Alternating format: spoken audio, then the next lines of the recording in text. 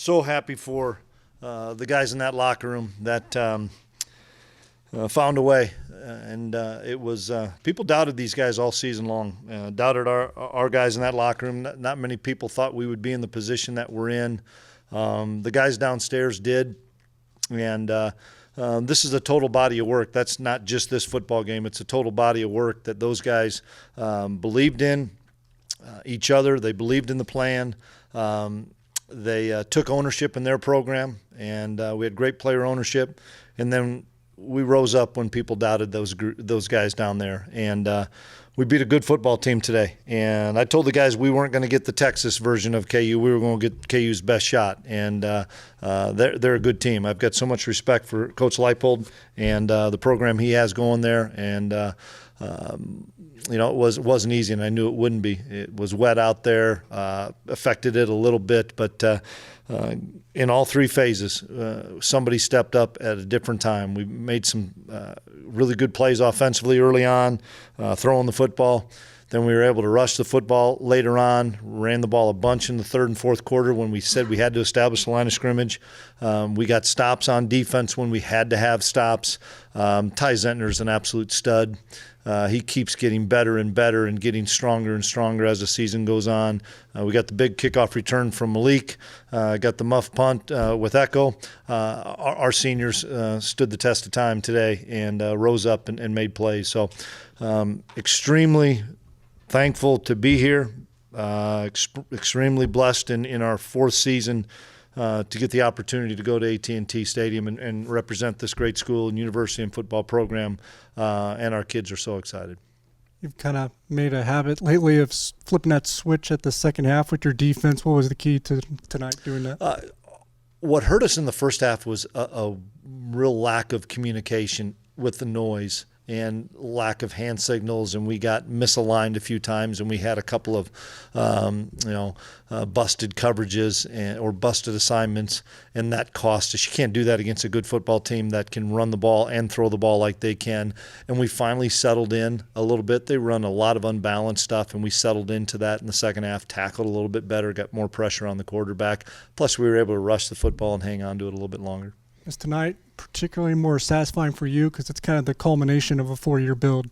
Without question. And, we didn't want to back in by having Texas lose yesterday. And we needed to earn this. And the guys needed to earn this. And, we're smart enough to realize there was a lot of pressure on us as coaching staff, us as the players to finish this deal. And we had one more chapter in the regular season, and they finished the chapter the right way and earned the opportunity.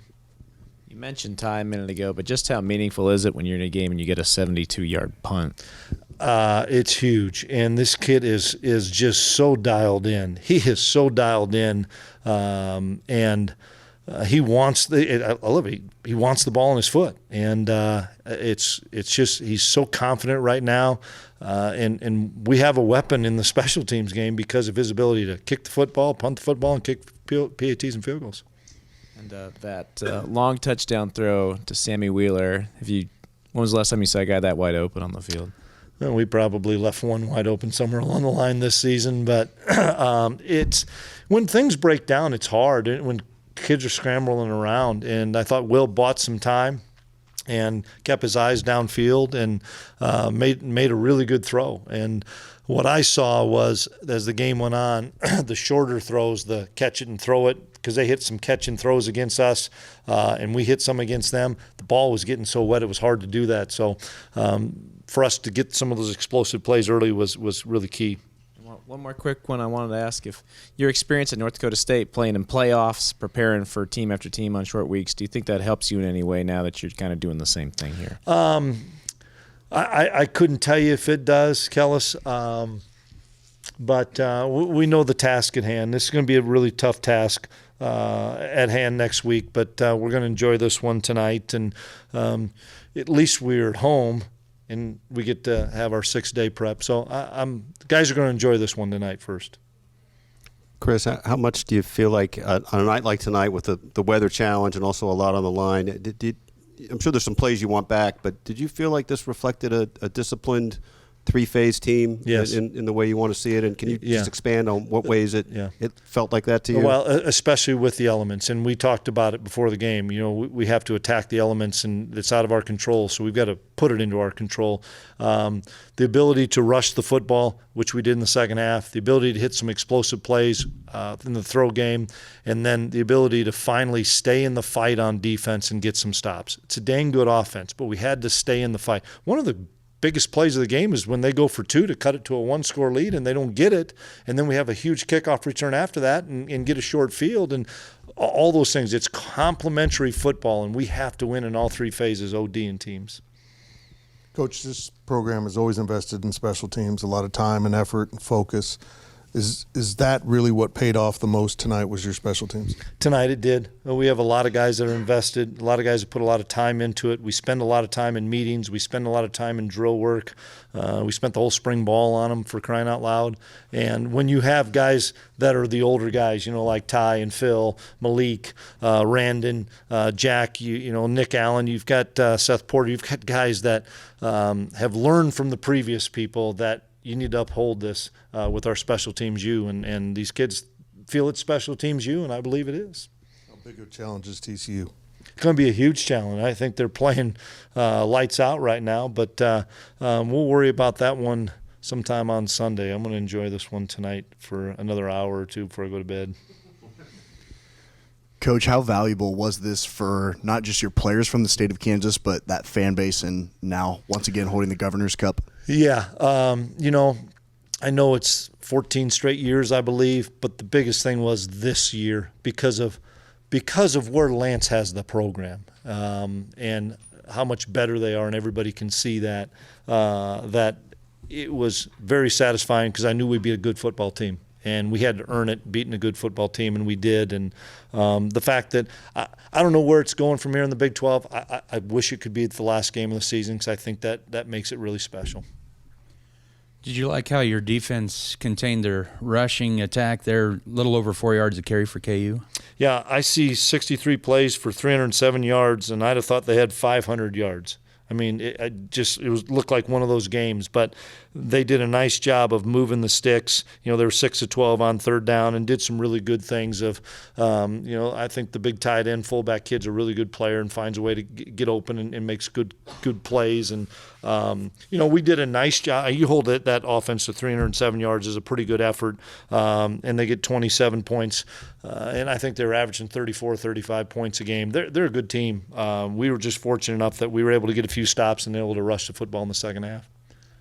Coach, in the first half, Will seemed to kind of have it dialed in, and then in the second half, seems like an unforgotten weapon, and a guy named Deuce Vaughn kind of had a pretty good breakout second half. Just what did you think about the offense as a whole? Well, it was tale of two halves for us. We were able to throw the ball and get some explosive plays in the first half, which we needed because they were moving the football. And then the second half, we had talked about it. We needed to find ways to rush the football. They were laying their ears back, doing a bunch of stunts and stuff. They had a good plan, and then we finally started to dial in and slow it down. I think adding the jet sweep series with Malik really helped us. It loosened him up a little bit, as well as, you know, DJ runs for 5 yards of carry as well. Everybody got involved today for sure. You've done the senior night thing here at K-State for a few years now, but what were the emotions like with this group? They seem to be really tight. It was an emotional group. We changed it a little bit this year. It wasn't because of the rain. We just changed it. We had everybody come, give me a quick hug, go see their families, and then go back into the locker room and reset. This wasn't a game to try to go 6-6 or 7-5 or whatever. This was a game to get us a chance to go to AT&T Stadium. So we wanted to reset and refocus with everybody in that locker room, with myself and Coach True, so that those guys were locked back in, and they really were. 14 straight against Kansas now in the Sunflower Showdown, but with all the implications that were on the line tonight, what was different about this one? Harder. It was just harder because they're a good team, and there was a lot at stake. And once again, there's so many people that doubted these guys in that locker room, and they weren't going to be denied tonight. Chris, how'd you feel like you were able to replicate KU's offense through the course of the week? It's hard. You can't replicate the option. You just can't. with the blocking schemes as well as the speed of play players that they have. But I thought our guys settled in the second half. It was really fast for us early because we couldn't replicate that, and then the second half it slowed down somewhat so the kids could have their eyes right. What was the effectiveness of Drake Cheatham's play in the back end? I got to look. I mean, Drake, so you got 10 tackles. I think everybody was a big factor. I don't want to pick on one guy. I think everybody was a big factor on defense, and it was a total team defense tonight. Chris, I'm sure it's already all about the next game in some ways, but what kind of stamp do you think it puts on the program just to be able to say it's the first time in 19 years to go to the Big 12 title game? I'm proud of this group. They came through the pandemic and reset the locker room based on discipline, commitment, toughness, and to be selfless, our 4 core values in January of 2021. And they've lived by those 4 core values in everything they do, on the field and off the field. And so all the credit goes to those kids in that locker room.